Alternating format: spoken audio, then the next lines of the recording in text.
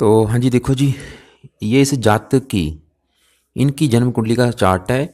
इनकी देखो जी बनी है मेष लगन की जन्म कुंडली, और इस लगन कुंडली के जो मालक बने हैं मंगल ग्रह। इस जातक की कुंडली में कुछ ग्रह अच्छे हैं, कुछ ग्रह इसके खराब हैं।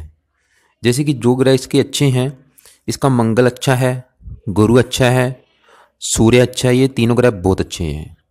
बुध भी आधे अच्छे फल देगा, आधे खराब फल। जो ग्रह इसके मुझे खराब लगे हैं, सबसे ज़्यादा जो ग्रह खराब है, शुक्र खराब है जो कि नीच का बैठा है। चंद्रमा नीच का बैठा है, बिल्कुल खराब। शनि आधे अच्छे फल देगा, आधे खराब फल। राहु भी आधे अच्छे फल, आधे खराब फल देंगे। तो मैं आपको पूरा देखो जी विस्तार से बता देता हूँ। सबसे पहले इस जातक की कुंडली की भविष्यवाणी करने से पहले इसको मैं थोड़ी सी बेसिक जानकारी बताऊंगा, ताकि जब ये अपनी कुंडली की वीडियो देखे जब ये अपनी कुंडली की वीडियो देखे तो इसको कुंडली की भविष्यवाणी समझने में आसानी हो। तो बेसिक जानकारी ये है कि इसमें देखो जी 12 घर हैं कुंडली में, और 12 घर इस जातक की लाइफ की किसी न किसी जानकारी को दर्शाएंगे। यहाँ से पहला घर शुरू होगा। ये जो पहला घर है इस जातक का शरीर है। ये दूसरा घर इसके धन का है। तीसरा घर इसके छोटे भाई बहनों का। ये चौथा घर है इसकी माता, मकान, वाहन का। पांचवा घर है इसके बच्चों का। ये छठा छठा घर है शत्रु रोग कर्जे का। ये सातवां घर है इसकी पत्नी का। आठवें घर से इसकी उम्र देखेंगे। नवम घर से इसका भाग्य देखेंगे। ये दसम भाव है इसके कामकाज का। 11वां घर इसके लाभ का है, और 12वां घर इसके खर्च का है। तो कहने का मतलब ये जो 12 घर हैं इस जातक की लाइफ की किसी न किसी जानकारी को दर्शाएंगे। जैसे कि ये 5वां घर मैंने इसकी संतान का बोला है, बच्चों का, तो उसके लिए यहाँ पे 5 नंबर लिखा है। इस घर का जो मालक सूर्य है, सूर्य को देखेंगे। ऐसे ही दूसरा अगर इसके मैंने धन का बोला है, तो उसके लिए यहाँ पे 2 नंबर लिखा है, मालक शुक्र है, शुक्र को देखेंगे। कहने का मतलब ये है कि जो भी कुछ देखना है उस घर का सबसे पहले हमने मालक देखना है कि मालक कौन है, कहाँ बैठा है। और ये जो 9 ग्रह है, देखो जब बात करते हैं भविष्यवाणी की, ये जो 9 ग्रह हैं अपना अच्छा बुरा असर कब देते हैं, जब दशा आती है। दशा देखनी बहुत ज़्यादा जरूरी होती है। जैसे कि अभी इसके ऊपर जातक के ऊपर जो दशा चल रही है वो है शुक्र ग्रह की। शुक्र की चल रही है बड़ी महादशा, जो कि 6 से चली है, और अभी भी देखो जी 6 साल की पड़ी है, 26 में ख़त्म होगी। पिछले कई साल हो चुके हैं चली को, आप लगा लो कि 14 साल हो चुके हैं चली को, अभी भी 6 साल की पड़ी है, क्योंकि जो शुक्र की महादशा होती है 20 साल की होती है। तो कहने का मतलब ये है कि इसके ऊपर अभी वर्तमान में जो बड़ा असर है, इस जातक की लाइफ के ऊपर जो बड़ा असर है वो शुक्र का है। और कितना असर है? 80%। मतलब इसकी लाइफ के ऊपर 80% जो असर है वो 80% इसके साथ जो भी कुछ जो हो रहा है, जो भी ये खा रहा है, पी रहा है, काम कर रहा है, कुछ भी इसी शुक्र की वजह से हो रहा है। और बाकी बचा जो 20% इसकी लाइफ के ऊपर असर है वो है शनि का, क्योंकि शनि की चल रही है अंतरदशा, जो कि 10वां महीना 19 से चली है, और अभी ये 12वां महीना 22 में ख़त्म होगी अगले साल। अभी 1 साल की पड़ी है। तो कहने का मतलब इसके ऊपर इन दोनों ग्रहों का असर है। शुक्र का भी असर है, शनि का भी असर है, लेकिन ज़्यादा असर है इसके ऊपर शुक्र का। तो सबसे पहले हम शुक्र की ही बात करते हैं कि वो अभी इसको क्या अच्छे फल दे रहा है, क्या बुरे फल दे रहा है, उसकी बात कर लेते हैं। तो शुक्र इसका बैठा है यहाँ पे छठे घर में। ये छठा घर है। छठा घर एक खराब घर माना गया है। इस घर में बैठा कोई भी ग्रह अच्छे फल नहीं देता, और इसका जो शुक्र है वो भी यहाँ पे खराब फल देगा, और शुक्र इसको ज़्यादा खराब फल देगा क्योंकि शुक्र यहाँ पे नीच का भी बैठा है। एक तो घर अच्छा नहीं, देखो जी, एक तो घर अच्छा नहीं और बैठा भी यहाँ पे नीच का। ये जो 6 नंबर है कन्या राशि है। कन्या राशि में शुक्र नीच का हो जाता है। इसकी वजह से देखो जी शुक्र इसको बहुत ज़्यादा खराब फल देगा। अभी मतलब जो इसके आप ये समझ लो कि इसके ऊपर जो शुक्र की बड़ी महादशा चल रही है, शुक्र इसको 100 में से 80% खराब फल देगा। मतलब इसका बुरा समा चल रहा है, ये अच्छे फल नहीं देगा। एक तो वैसे ही घर अच्छा नहीं और बैठा भी नीच का है। अब देखो जी सवाल ये है कि क्या खराब फल देगा। तो अब देखो जी पहले मैं बताता हूँ खराब फल क्या देगा शुक्र इसको। शुक्र बैठा यहाँ पे जरूर है, लेकिन इसकी कुंडली में 2 घरों का मालक है। इसके अपने मतलब इस कुंडली में 2 घर हैं शुक्र के। कौन कौन से घर हैं वो समझ लो। यहाँ पे जो 2 नंबर लिखा है ये इस घर का मालक है, दूसरे घर का। दूसरा घर इस जातक के धन का है, धन जोड़ने का। ये दूसरा घर होता है धन जोड़ने का। जो भी इसका बैंक बैलेंस है, धन संपत्ति है, कि ये कितना मतलब जातक अपना धन जोड़ेगा अपनी लाइफ में, इस दूसरे घर से देखेंगे। और इस घर का मालिक कौन है? शुक्र है, यानी कि ये चीज़ें हम शुक्र से देखेंगे। और दूसरा घर है इसके परिवार का। इसकी जो फैमिली है, परिवार में सभी आ जाते हैं, माता पिता भाई बहन बच्चे सभी आ जाते हैं। कि परिवार का सुख मिलेगा या नहीं, शुक्र से देखेंगे, वो ये चीज़ें दूसरे घर से देखी जाती हैं। और दूसरा घर होता है वाणी का।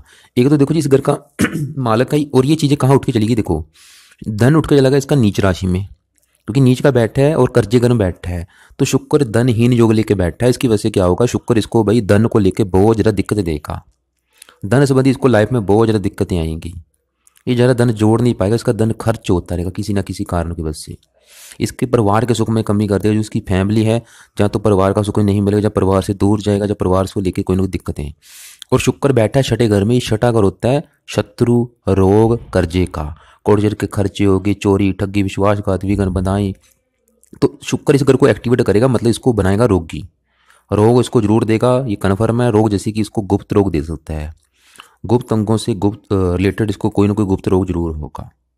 और मुझे नहीं पता क्या रोग होगा, लेकिन जिसको गुप्त अंगों से कोई भी रिलेटेड हो सकता है। जैसे कि पेशाब में जो शक्कर की बीमारी होती है, डायबिटीज वगैरह हो गया, मधुमेह, प्रमेह, या कोई भी गुप्त रोग हो सकता है इसको।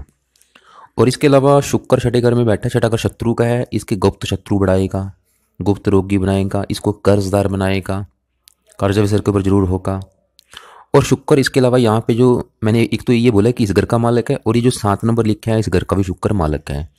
और ये है घर 7वां घर, जो कि इस जातक की पत्नी का है। इसके विवाह का अगर सुख देखना है, पत्नी का सुख देखना है कि पत्नी कैसी होगी, विवाह का सुख मिलेगा या नहीं, इस 7वें घर से देखेंगे। और 7वें घर का मालिक कौन है, शुक्र है। और कहाँ बैठा है, नीच का। तो क्या करेगा, विवाह के सुख में भी कमी कर देगा। विवाह भंग योग बना है, इसकी वजह से क्या होगा, उसको विवाह को भी लेकर दिक्कतें परेशानी जरूर आएंगी। ये पक्का कन्फर्म है। जहाँ तो विवाह देरी से होगा, विवाह मुझे नहीं कोई कन्फर्म नहीं कि दिक्कतें क्या देगा ये, क्योंकि कुछ भी दे सकता है। जहाँ तो विवाह में देरी कर देगा, जहाँ विवाह हो भी गया तो पत्नी से तलाक भी करा सकता है, या इसके 2 विवाह करा सकता है, या पत्नी इसकी रोगी होगी उसको भी रोग दे सकता है, ये पत्नी को भी रोगी देगा। या पत्नी के साथ शत्रु जैसे विवाह होंगे, या पत्नी का बार बार लड़के मायके चले जाना, मैरिज लाइफ के इसकी मतलब जो ज़्यादा लाइफ में दिक्कतें परेशानी आनी शुरू होंगी वो होंगी इसके विवाह के बाद। मैरिज लाइफ के बाद इसकी लाइफ में दिक्कतें परेशानियाँ आनी शुरू हो जाएंगी। तो ये मतलब शुक्र इसको अच्छे फल नहीं देगा, ये तो देगा जी भाई खराब फल। विवाह संबंधी खराब फल देगा, धन के मामले में खराब फल देगा। और शुक्र क्योंकि वैसे भी मार्केश है, ये मार्केश का काम करेगी, सावधानी बहुत ज़रूरी है। तो अब देखो जी, क्योंकि दशा भी अभी 6 साल की पड़ी है, पिछले कई साल हो चुके हैं चली को। बाकी सवाल ये है कि भाई इसके बुरे फलों से कैसे बचा जाए, वो आपको मैं उपाय बता देता हूँ। अगर ये उपाय करता है तो बुरे फल काफ़ी हद तक इसके कम हो जाएंगे, और उल्टा शुक्र इसको अच्छे फल देना शुरू हो जाएगा। और सही भी करना काफ़ी जरूरी, क्योंकि मेन घरों का मालिक है धन, क्योंकि धन सबसे जरूरी है लाइफ में। तो धन का मालिक नीच का बैठा है, तो कैसे लाइफ में धन आएगा इनके। तो धन के लिए और विवाह के लिए, पत्नी के लिए, तो इसको सही करने के लिए इसने क्या करना है, ये 13 डिग्री का बैठा है। 13 मतलब पूरा जवान बैठा है, एक किशोर अवस्था में बैठा है। इसकी पावर इसने करनी है -0। 13 को करना है 0, मतलब इसको शांत करना है यहाँ पे। इसके लिए उपाय लिख रहे, एक तो ये रोजाना शुक्रवार के दिन से शुरू करके रोजाना कम से कम 1 माला या 2 माला शुक्र का करना है इसने। मंत्र आप मंत्र इसका है ओम शुम शुक्राय नमः। सुबह के टाइम करना है, जब तक दशा है करते रहना है। दूसरा काम, शुक्र कवच का पाठ कम से कम 3 पाठ शुक्र कवच के करने हैं, चाहे वो सुन ले पाठ। अगर इसको संस्कृत नहीं आती सुन सकता है, अगर कर सकता अच्छी बात है। तीसरे नंबर पे शुक्र स्रोत के पाठ 2-3 पाठ करने हैं, छोटा सा पाठ है, 2 मिनट का एक पाठ है। 3 पाठ भी करता है, 6 मिनट लगेंगे। चौथे नंबर पे शुक्र की रोजाना करना है वस्तु का दान। दान होता है इसकी आप ऐसा करना है, ये मेरे चैनल पे जाकर देख ले कि शुक्र का दान क्या है, उसमें मैंने काफ़ी विस्तार से बता रखा है। फिर भी थोड़ा सा बता देता हूँ कि शुक्र का दान जैसे कि चीनी चींटियों को डालना, कोई भी सफेद रंग का दान कर सकता है। बाकी वो वीडियो जरूर देखें चैनल पे जाके। इसको वैसे एक मैं थोड़ी सी अलग से छोटी वीडियो भेजूंगा भी, तो उसमें शुक्र का दान ये देख ले कि दान क्या है। इसके अलावा शुक्र की एक देवी है माता लक्ष्मी जी, उसकी भी ये पूजा उपासना किया करे। तो इन उपायों की वजह से क्या होगा, शुक्र के बुरे फल कम हो जाएंगे। इसके अलावा हो सके शुक्रवार का व्रत रखे, कथा करे, आरती करे। शुक्रवार को नमक और खटाई का सेवन ना करे। इनमें से जितने ज़्यादा उपाय करे उतना ही बेनिफिट है, लेकिन ज़्यादा नहीं अगर कर सकता, खाली मंत्र जाप और कवच का पाठ जरूर करे। तो इसको जातक को पता चल चुका है कि इसके ऊपर जो बड़ी दशा शुक्र की है वो इसको बिल्कुल खराब फल दे रहा है, क्योंकि नीच का बैठा है। आगे बात करते हैं, वर्तमान में इसके ऊपर शनि का भी असर है। शनि की चल रही है अंतरदशा, 10वां महीना 19 से चली है और 12वां महीना 22 में ख़त्म हो जाएगी। और शनि की अगर बात करें, शनि भी इसका 8वें घर में बैठा है, एक खराब घर में बैठा है। इसकी वजह से शनि भी इसको अच्छे फल नहीं देगा, शनि भी ज़्यादातर इसको खराब फल देगा। तो शनि यहाँ पे क्या खराब फल देगा, क्या अच्छे फल देगा, वैसे अच्छे फल थोड़े देगा। शनि बैठा है 8वें घर में। 8वें घर से हम देखते हैं आयु, मृत्युदल, कष्ट, लंबी बीमारी, दुर्घटना, गुप्त रोग, गुप्त विद्या, ससुराल की स्थिति, गरीबी, रुकावटें, खराब, ये भी खराब घर है, जैसे कि छठा घर खराब है, ऐसे ही आठवां घर भी अच्छा घर नहीं माना गया। शनि इस कुंडली में बना है 2 घरों का मालक। एक तो ये जो 10 नंबर लिखा है, ये घर है 10वां घर, जो कि इसके जातक का काम काज का, जो भी ये कारोबार करते हैं, चाहे वो नौकरी करते हैं, चाहे बिजनेस करते हैं, इस घर से देखेंगे। और यहाँ पे जो 11 नंबर लिखा है, शनि इस घर का भी मालिक है। ये लाभ का होता है, काम काज जो करेगा उसमें इसको लाभ मिलेगा जो नहीं, वो 11वें घर से देखेंगे। और 11वें घर से इनकम के साधन भी देखते हैं, इच्छा पूरी देखते हैं। तो दोनों घर का मालिक है। 8वें घर में जाने की वजह से 2 खराब योग बने। एक तो राजभंग योग बना, जिसकी वजह से क्या होगा, इसको काम काज के रिगार्डिंग आएंगी दिक्कतें, नौकरी कारोबार संबंधी दिक्कतें। और 11वें घर का मालिक है लाभ भंग योग बना, किसी भी काम में प्रॉपर लाभ नहीं मिलेगा और इनकम के साधन भी कम होंगे, खर्चा ज़्यादा होगा। धन के घर को देख रहा है, धन संबंधी भी दिक्कतें। और 5वें घर को देख रहा है, कुछ संतान संबंधी भी दिक्कतें, संतान को भी रोगी कर सकता है। वैसे ये घर से दूर लेके जा सकता है, इसको जन्मभूमि से कुछ दूर जाने के भी योग हैं। जहाँ पे इसका जन्म हुआ है उस जन्मभूमि से इसको दूर भी जाना पड़ेगा। जन्मभूमि किसको कहते हैं, जहाँ बंदा पैदा होता है, पैदा हुई जगह को छोड़ के इसको दूर भी जाना पड़ेगा। और इसको वैसे बेनिफिट भी होगा। तो शनि का भी इसको पता चल चुका है कि शनि की भी जो दशा चल रही है वो इसको मतलब देगा खराब फल। अच्छे फल ये देगा कि 8वें घर में बैठा शनि आयु लंबी करता है, ये इसकी मतलब आयु वैसे लंबी करेगा। बाकी देखो जी, इसको देगा खराब फल। तो वही सवाल फिर आ गया कि शनि को भी भाई कैसे सही किया जाए अभी, क्योंकि 1 साल पूरा पड़ा है, इसकी 22 में ख़त्म हो गया, अभी 12 महीना में। तो इसको क्या करना पड़ेगा कि शनि की भी पूजा पाठना करे। शनि का भी इसने लेना है संकल्प, संकल्प जरूर लेना है। शुक्र का भी पाठ पूजा करने से पहले एक संकल्प लेना होता है। संकल्प क्या होता है, कि प्रार्थना होती है, वो आपको मैं वीडियो वैसे अलग से भेजूंगा, वो ये जातक देखे कि संकल्प कैसे लेना है। ऐसे ही शनि का भी संकल्प लेना है आपको। फिर भी थोड़ा सा मैं बता देता हूँ कि शनि से प्रार्थना करने की, शनि देवता जी आपकी चल रही है मेरे ऊपर बड़ी अंतर से चल रही है, तो मैं चाहता हूँ कि आप मुझे बुरे फल ना दो, आप मुझे अच्छे फल दो। आप मेरे काम काज के घर के मालिक हैं और लाभ के मालिक हैं, तो आपकी दशा मुझे अच्छे फल मिले, बुरे फल ना मिले, इसलिए आपको मैं प्रसन्न करने के लिए आपका रोजाना पाठ पूजा किया करूँगा। तो इन्होंने मतलब शनि का भी रोजाना कम से कम 1 माला या 2 माला रात के समय करना है मंत्र जाप, जो कि है ओम शम शनिश्चराय नमः। शनि मंदिर जाते रहना है, हो सके शनि चालीसा भी पढ़ें। शुक्र के जो पाठ पूजा बोल रहे हैं वो दिन के समय करने हैं, शनि के करने हैं रात के समय। तो इनकी वजह से क्या होगा, इनकी अपने आप ही इनके जो ग्रहों के बुरे फल हैं वो कम हो जाएंगे। अब आगे बात करते हैं, क्योंकि यहाँ पे शनि चंद्रमा के साथ बैठा है, एक योग बना है विष योग, एक खराब योग बना है, दोष विष योग। और चंद्रमा यहाँ पे बैठा भी नीच का है, जो कि एक बहुत नेगेटिव बात है। एक तो घर अच्छा नहीं, बैठा भी नीच का है। खासकर चंद्रमा की दशा में बहुत ज़्यादा दिक्कत आएगी इसको, ये चंद्रमा इसको अच्छे फल नहीं देगा, क्योंकि नीच राशि में बैठा और घर भी अच्छा नहीं, और बैठा भी शनि से पीड़ित है, विष योग बना है। तो अब देखो जी, सवाल ये है कि चंद्रमा इसको क्या खराब फल देगा। तो यहाँ पे चंद्रमा भी इस कुंडली में एक घर का मालिक है, यहाँ बैठा, यहाँ पे इसका अपना घर है। ये जो 4 नंबर लिखे है, चंद्रमा इस चौथे घर का मालिक है। चौथा घर जैसी यानी कि इस जातक की माता का है, इसकी माता का सुख इसे चौथे घर से देखेंगे। इसके अलावा चौथे घर से इसके मकान का सुख देखेंगे, जो इसका घर है उसका सुख मिलेगा या नहीं। इसके वाहन का सुख देखेंगे, चाहे कार है चाहे बाइक है। इसकी भूमि जमीन जायदाद का सुख देखेंगे, घरेलू सुख देखेंगे, घर का वातावरण, घर की जरूरतें, नौकर चाकर, इसे चौथे घर से देखेंगे। और चौथे घर के मालिक चंद्रमा से देखेंगे। और वो कहाँ बैठा है, नीच का। आपको देखो ये चीज़ें उठ के चलेगी, नीच राशि में और बैठा भी 8वें घर में है, और बैठा भी शनि से पीड़ित है। तो क्या करेगा, इस घर के रिलेटेड जो भी चीज़ें हैं उसको, उससे रिलेटेड इसको खराब फल मिलेंगे। जैसे कि माता के घर का मालिक है और वैसे भी माता कारक है, क्या करेगा, इसको माता के सुख में कमी कर देगा, बहुत ज़्यादा कमी आएगी कन्फर्म है। जहाँ तो इसको माता का प्रेम नहीं मिलेगा, कोई भी देखो जी वही बात आ जाती है, कन्फर्म नहीं होता क्या करेगा, कमी कुछ भी कर सकता है। जहाँ तो माता को बीमार कर देगा या रोगी कर देगा, माता को टीबी दे सकता है, माता को इसकी माता को टीबी का रोग हो सकता है, या कोई दूसरा रोग दे सकता है, या माता से इसकी कम बनेगी, या माता का प्रेम नहीं मिलेगा, या माता को लेके कोई ना कोई दिक्कतें, या माता संबंधी कोई ना कोई दिक्कतें परेशानियाँ जरूर आएंगी। चौथा अगर मकान का है, मकान संबंधी कोई ना कोई दिक्कतें, मकान को लेकर कोई ना कोई दिक्कतें आ सकती हैं, कोई भी आ सकती हैं। वाहन को लेकर दिक्कतें, भूमि जमीन जायदाद को लेकर दिक्कतें, घरेलू सुखों में कमी कर देगा, घर का वातावरण शांति।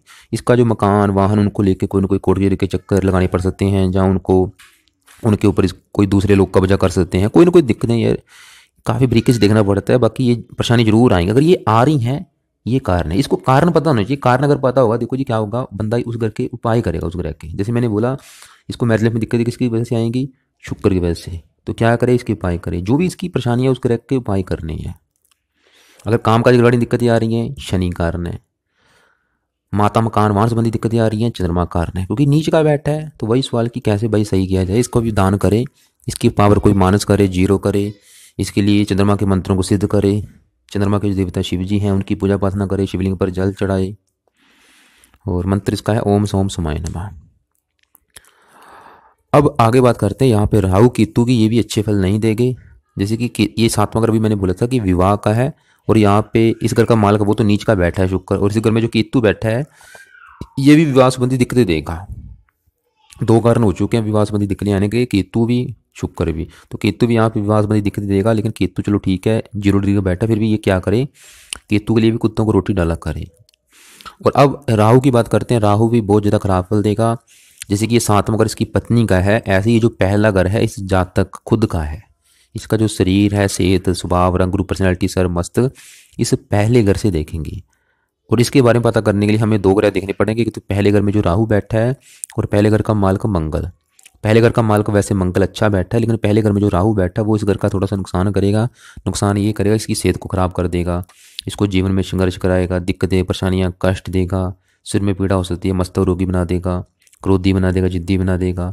और राहु की 3 दृष्टियाँ, 5वीं दृष्टि यहाँ पड़ेगी, 5वें घर के ऊपर संतान संबंधी दिक्कतें, पढ़ाई संबंधी दिक्कतें, पत्नी संबंधी दिक्कतें। 9वीं दृष्टि यहाँ पड़ेगी भाग्य उद्देश्य संबंधी दिक्कतें, क्योंकि यहाँ पे नीच राशि है। तो राहु केतु के लिए क्या करना है, इसने राहु के भी उपाय करे। राहु के जैसे कि राहु की वस्तुओं का दान करे, दान की वीडियो मैं अलग से भेजूंगा। इसका एक दान सतनाजा है वो दान करे, और इसके मंत्र को सिद्ध करे, कवच का पाठ करे, स्रोत का पाठ करे। राहु की मैं इसको एक 25 उपाय वाली वीडियो भेजूंगा। 25 उपाय उस वीडियो में मैंने लिख रखे हैं, वो ये जातक देखे, जितने ज़्यादा ये उपाय कर सकता है वो करे। केतु के लिए ज़्यादा नहीं तो इसको मैं बोलूँगा कुत्तों को रोटी जरूर डाला करें।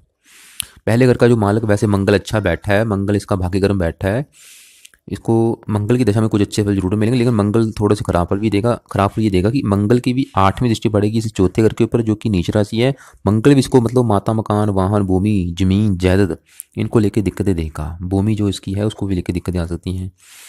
यहाँ पे बुध की बात करें, छठे घर का मालक का छठा घर होता है शत्रु रोग कर्जे का।